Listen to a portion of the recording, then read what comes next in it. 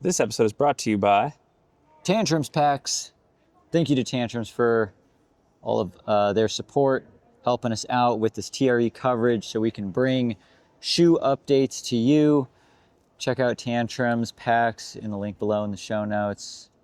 They will probably be the pack of choice for me for 2026 racing season. I don't know what races I'm doing, but Buffalo whatever they Run are. 50. Buffalo Run 50. Oh yeah, Maybe. I'd wear a pack for that. Okay. What are we talking about today? What brand we got on the docket? I guess people already clicked the video, so they know. We don't need to Been tease a while. that. Yeah, Been a while. one of the quieter, but like staple brands, Saucony. 3 shoes to talk about. Let's lead with the Peregrine 16. So this was the most rugged of the 3 that we saw. Peregrine 16's been around for a long time. They're not gonna tweak this one too much, but they're just gonna give it the more modern update. So it's still, I would say this is like a lower stack trail shoe by today's standards. Yeah. What was it? 4mm drop. 4mm drop, that didn't change. Power Run. EVA tuned for trail.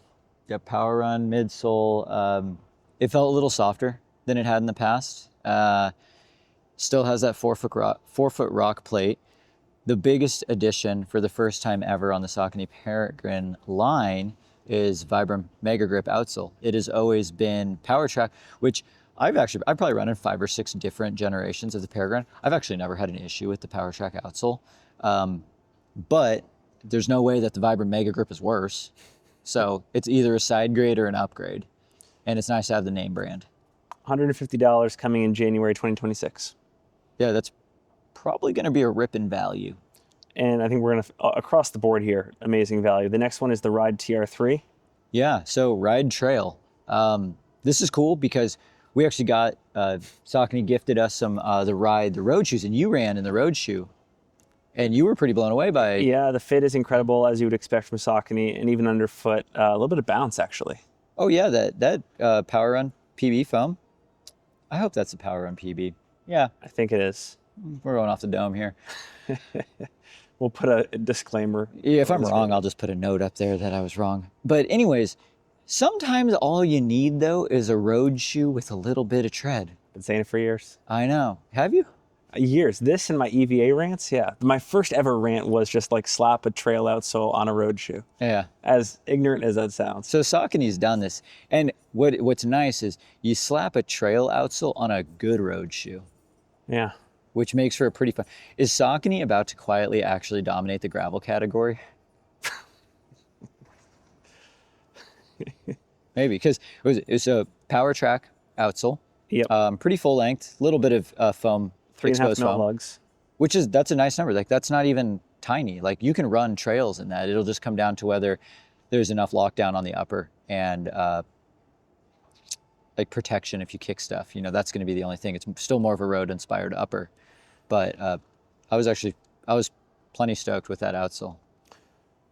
This is also coming in at $150, arriving in August 2026. Yeah, that's nice. That's a good price point for a non-EVA shoe. Last but not least, the Guide TR. So this is a new one from them. They've never had a Guide trail before. We thought this was like a Stinson lookalike. Yeah, so the Guide has historically at Saucony been like a pretty classic stability shoe. And when they first showed it, I was like, no, we don't need that in the trail. Like, I don't want an extra block just under my medial side. Like, you want to roll an ankle? The way that the Guide now stabilizes the foot is very different than how it used to stabilize the foot. So now we're just thinking really wide platform, raised sidewalls. You know, that's not new to the trail world, but it's cool to see Saucony do it because Saucony has some really nice materials. Also 150 coming in August 2026. That one severely undercuts some of the competitor shoes because it's not meant for rugged terrain, but it's just a very high cushion, like mild to moderate technicality trail shoe. Power Track outsole, again, I think looking about 3.5 millimeter lugs, pretty good amount of exposed midsole foam, but trying to increase the flexibility as much as possible given the stack height. It was a thick boy. One of the things we talked about with Saucony was just like who they're getting feedback from. They have one athlete on their trail roster, but it's a good one, Grayson Murphy. Yeah. I think she has individually contributed feedback to each of these 3 parts of their line, and I was pleasantly surprised. Yeah. And one of the things that I'm excited about with Saucony is they're absolutely cooking on the road side of things. So we made sure to give them a little nudge of like, hey, try some of these things on the trail. Yeah. Like, don't be afraid to get your sports car dirty. What was that shoe like that you guys went down memory lane on? Really minimal stack. Oh, well, there was the Rift. Yeah. No, not the Rift. The Rift was high stack. Well, she was trying to say that the Rift was sort of like a super trainer. I think we reviewed the Rift. We didn't like the upper. No, but I'm trying. I've already forgotten the name of the other one. Anyways, 150 across the board. Yeah, that's cool. Budget galore. Yeah. So I think this Saucony might be the brand that I point a lot of trail curious people to. Because chances are they've already worn a Saucony shoe at some point in their lives. That'd be good marketing, like just trail curious ? Yeah. In their marketing. Yeah. Cool. All right. That's Saucony 2026.